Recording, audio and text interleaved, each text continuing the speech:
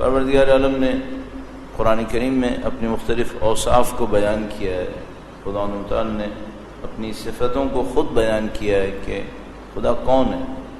یہ جو آپ قرآن کریم میں مطالعہ کرتے ہیں، پڑھتے ہیں، اور آیتیں کسی صفت پہ ختم ہوتی ہیں، مثلا کبھی ختم ہوتی ہے وَهُوَ الْعَزِيزُ الْحَكِيمُ، کبھی ختم ہوتی ہے وَهُوَ الْغَفُورُ الرَّحِيمُ. تو یہ جن آیتوں پہ ختم ہوتی ہے، پہلے تو ان آیتوں، ان صفتوں کو غور سے پڑھیں کہ اس صفت کا مطلب کیا ہے. اگر خدا نے مثلا عزیز الحکیم پہ ختم کیا ہے تو اس کا مطلب ہے کہ جو اس سے پہلے والی آیت ہوگی اس میں خدا کی قدرت کا کہیں کوئی ذکر ہوگا. عزیز کا مطلب اردو میں محبوب ہے، عزیز کا مطلب اردو میں محبوب ہے، لیکن عزیز کا مطلب عربی میں ناقابل شکست ہے، جس کو کوئی شکست نہیں ہو سکتی، اس کو عزیز کہتے ہیں. عزیز الحکیم یعنی خدا ناقابل شکست ہے اور حکمت والا ہے، حکمت والا ہے. تو اس سے پہلے والی آیت میں جو بھی مفہوم ہوگا وہ ان دو سے ریلیونس کچھ ہوگی اس کی. مثلا کہیں پر خدا تعالیٰ فرماتا ہے وَهُوَ الْعَزِيزُ الْغَفَّارُ. عزیز کا مطلب تو یہی ہو گیا کہ بہت قدرت ہے اس کے اندر، بہت طاقت ہے. غفار کا مطلب ہے بخشنے والا ہے. تو اب ریلیونس کیا ہے؟ مثلا بعض اوقات کوئی ممکن ہے بہت طاقتور ہو لیکن اس کے پاس حکمت نہ ہو. ممکن ہے کوئی بہت طاقتور ہو لیکن وہ بخشنے والا نہ ہو. تو خدا تعالیٰ فرماتا ہے کہ نہیں، میں وہ ہوں جو عزیز الحکیم ہوں. کہیں پہ فرماتا ہے میں وہ ہوں جو عزیز الغفار ہوں، کہیں پہ فرمائے گا میں غفور الرحیم ہوں. تو ہمیشہ آیتوں کے اینڈ کو پچھلی آیت سے مقابلے میں ضرور پڑھیں تاکہ آپ کو اس کا لطف آئے گا کہ اس کا مطلب کیوں خدا نے فرمایا. خدا کی صفات میں سے ایک صفت ہادی ہے، اور ہادی کا مطلب ہے ہدایت دینے والا. ہدایت کی ضرورت کیوں پیش آئی انسان کو؟ اگر مثلا انسان بھی جیسا کہ ہم سوچتے ہیں فرشتوں کی طرح ہوتے کہ جہاں پہ خلق ہوئے اس میں اب کوئی بہتری نہیں آئے گی. ہم ایسے ہی سوچتے ہیں نا فرشتوں کے بارے میں کہ بھائی جہاں پہ فرشتہ خلق ہوتا ہے اس میں بہتری نہیں آتی، تو پھر تو ہدایت کی ضرورت شاید نہ ہو. البتہ اس کو بھی ہدایت کی ضرورت ہے، کیونکہ اس کو کوئی نہ کوئی کام تو کرنا ہے، اس کا بھی کوئی نہ کوئی عمل ہوگا، اس کی کوئی ذمہ داری ہوگی، تو اس کو بھی ہدایت چاہیے ہوگی اپنی ذمہ داری کو انجام دینے میں. لیکن فرض کر لیتے ہیں کہ چونکہ اس میں اور کوئی ترقی نہیں ہونی تو مثلا اس کو ہدایت نہیں چاہیے. لیکن انسان کو تو قطعاً چاہیے.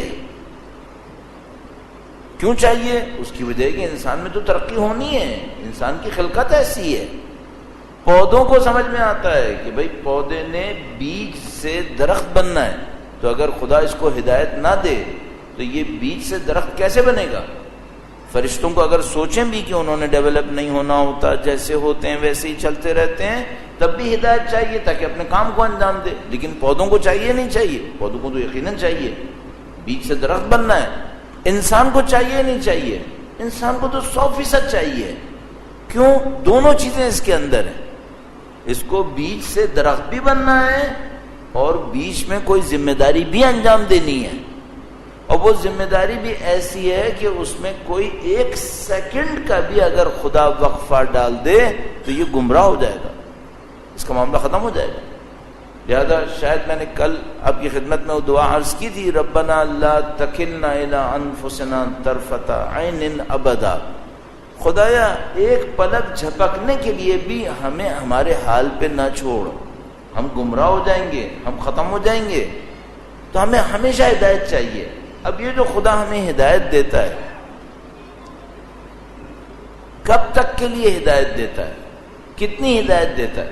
ابھی بات ہوئی کہ بھئی ہمارا وجود ایسا ہے کہ پہلے سیکنڈ میں ہدایت چاہیے، دوسرے سیکنڈ میں بھی ہدایت چاہیے، تیسرے سیکنڈ میں بھی. جب تک زندہ ہیں اور باقی ہیں ہدایت چاہیے. کتنے زندہ ہیں، کتنے باقی ہیں؟ اب یہاں پہ بہت بڑا فرق آئے گا ذہن کا اور مینٹیلٹی کا. آپ اپنے آپ کو زندہ کتنا سمجھتے ہیں، باقی کتنا سمجھتے ہیں؟ 2 بنیادی فرق آ جائیں گے یہاں پہ انسانوں کے اندر. خدمت میں عرض کروں گا، درود بھیجے گا محمد و آل محمد صلی علی محمد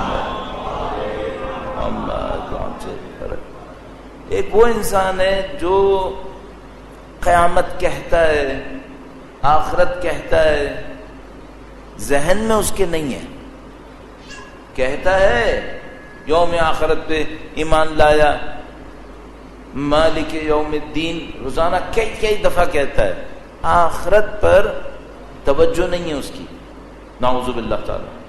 توجہ کس پر ہے؟ دنیا میں۔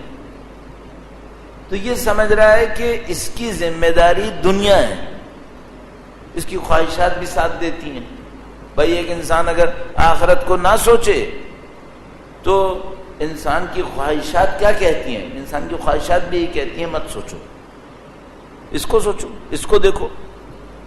تو وہ خود آخرت پہ کم توجہ دیتا ہے، خواہشات اس کو اور بڑھا دیتی ہیں، کہتی ہیں مت دیکھو۔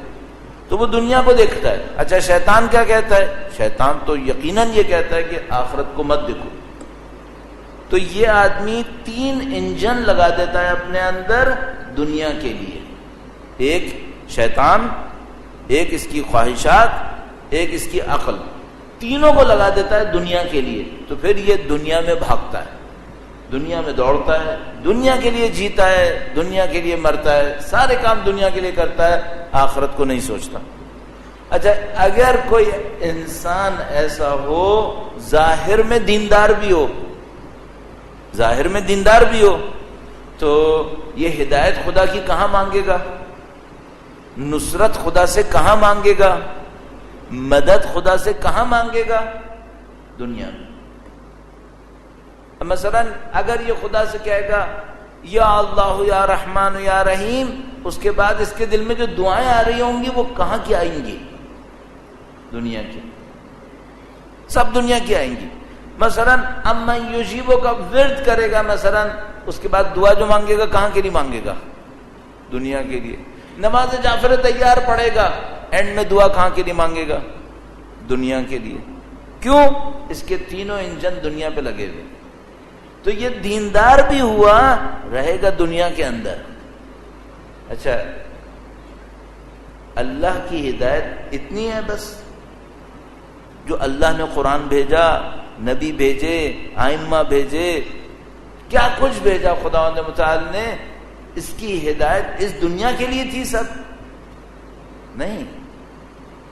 کیوں؟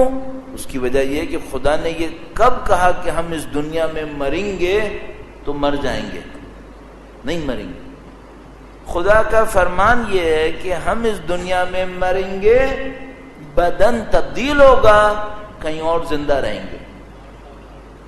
ہمارے صرف مرے بھی تو جسم مریں گے، اس سے زیادہ نہیں مریں گے، اور بہت سو کے تو جسم بھی نہیں مریں گے، بہت سو کے تو جسم بھی زندہ رہیں گے، وہ صرف کھال تبدیل کریں گے، ایک جسم سے نکل کر دوسرے جسم میں۔ نہ یہ روح مرے گی ان کی، نہ ان کے جسم مریں گے، پرانا جسم بھی انٹیکٹ، نئے جسم میں شفٹ ہو جائیں گے، پرانے جسم کی بھی برکتیں آتی رہیں گی، پرانے جسم کی بھی برکتیں آتی رہیں گی۔ آپ نے شاید سنا ہو، مثلا شہر رے میں مشہور ایک عالم وہاں پہ دفن شیخ صدوق، اور ان کی جب قبر کھودی، آج سے تقریباً، شاید میں دقیق نہیں ہوں اس معاملے میں، اس سال میں ذہن میں نہیں ہے، لیکن مثلا تقریباً 70-80 سال پہلے تقریباً، تو ان کی وفات کو اندازاً 1000 سال ہو رہے تھے، اندازاً 1000 سال، ممکن ہے 900 ہوئے، ممکن ہے 950، تقریباً 1000 سال ہو رہے تھے۔ جب شہر رے میں ان کی قبر کو کھودنا پڑ گیا، پانی آ گیا تھا، شاید قبر بہہ گئی تھی، تو جب ان کا جسد نکلا تو ناخن کے اوپر جو خضاب کیا تھا اس کا رنگ باقی تھا۔ اللہ اکبر، ناخن پہ جو خضاب کیا تھا اس کا رنگ باقی تھا۔ بھائی یہ معصوم ہے؟ نہیں، معصوم کے شاگرد ہیں۔ جسم ختم ہو گیا، ناخن کا رنگ باقی ہے ابھی، تو وہ جس کیمیکل سے خضاب بنا ہوگا اس میں باقی رہنے کی طاقت نہیں ہوگی۔ یہ شیخ صدوق کی انگلی کا ناخن ہے جس نے باقی رکھا ہے اپنے آپ کو۔ اس کیمیکل میں اتنی طاقت نہیں ہوگی کہ وہ 1000 سال چلے، وہ تو کہیں اور پڑا ہوا ختم ہو گیا ہوگا ابھی تک. ان کی انگلی کا ناخن ہے جس نے بچا کے رکھا ہے. تو جن کو خدا دیتا ہے، جب وہ خدا کامیاب انسان بناتا ہے، ہدایت دیتا ہے، تو وہ یہ بتا رہا ہوتا ہے کہ بھائی تم نہ صرف یہ کہ اس دنیا کے لیے نہیں بنے ہو، تم آگے کے لیے بنے ہو، تمہاری کوئی چیز ضائع بھی نہیں جائے گی، لیکن تم یہاں نہیں رہو گے، تم نے آگے جانا ہے. شیخ صدوق کی برکات دنیا میں رہیں گی، ان کا بدن دنیا میں رہے گا، ان کا علم دنیا میں رہے گا، ان کی کتابیں دنیا کو فائدہ دیں گی، سب کچھ رہے گا. وہ یہاں نہیں ہوں گے، وہ آگے جائیں گے اور ان کا سفر جاری رہے گا. ہم سب بھی ایسے ہی ہیں. اللہ ہمیں ہدایت دے، اصل میں ہدایت دے اس 50-60 سال کی دنیاوی زندگی کے لیے یا آگے کے لیے. یہ 50-60 سال ہیں، 70 سال 80 سال. اصل ہدایت یہاں کے لیے نہیں ہے. دے گا ہدایت کیونکہ وہ تو ہادی ہے، 1 سیکنڈ بھی کہیں رہیں گے تو ہدایت دے گا، لیکن اصل ہدایت یہاں کے لیے نہیں ہے. اصل ہدایت کہیں اور کے لیے ہے. جتنی بھی ہمیں تیاری کرواتا ہے وہ اس کے لیے نہیں کرواتا کہ اس دنیا کے اندر تم نے آسمان میں پہنچنا ہے، نہیں، وہ تیاری بھی کہیں اور کے لیے کرواتا ہے. ہم لوگوں کے ساتھ ایک مشکل ہے، ہمارا فریم دنیا سے باہر نہیں نکلتا. ہمارا، اسی لیے کہہ رہا ہوں ہمارا اور آپ کا سب کا. البتہ آپ میں کچھ لوگ ہوں گے جو اس فریم سے نکل گئے ہوں گے، اتنے خوش قسمت ہوں گے، لیکن میرے جیسے لوگ پھنسے ہوئے ہیں دنیا کے اندر. ان کی آنکھیں دنیا سے باہر نہیں نکلتی. جب دنیا پہ کوئی مصیبت پڑتی ہے تو سمجھتے ہیں جیسے پتہ نہیں عذاب ٹوٹ گیا، آسمان گر گیا، جبکہ دنیا نے کتنا رہنا ہے، اس وقت دماغ سے نکل جاتا ہے. تو یہ جو اللہ نے تربیت کا ہمیں نظام دیا ہے، اس کے کچھ فنڈامنٹلز ہیں، اس کی کچھ بنیادیں ہیں. ایک بنیاد یہ ہے کہ بھائی تمہیں صحیح جو تیاری کرنی ہے وہ دنیا کی نہیں کرنی ہے، آخرت کی کرنی ہے. اچھا، دنیا پہ کوئی توجہ نہیں دینی، خدا کہتا ہے اس کو میں سنبھال لوں گا، اس کی پرواہ میں اپنے آپ کو مت گھلاؤ، اس کو میں سنبھال لوں گا اور اتنی طاقت دوں گا کہ اس کے غم اور تکلیفوں کو تم برداشت کر لو گے، کوئی مسئلہ نہیں. تم دنیا کے اوپر مت مرو، باقی دنیا کو میں سنبھال لوں گا.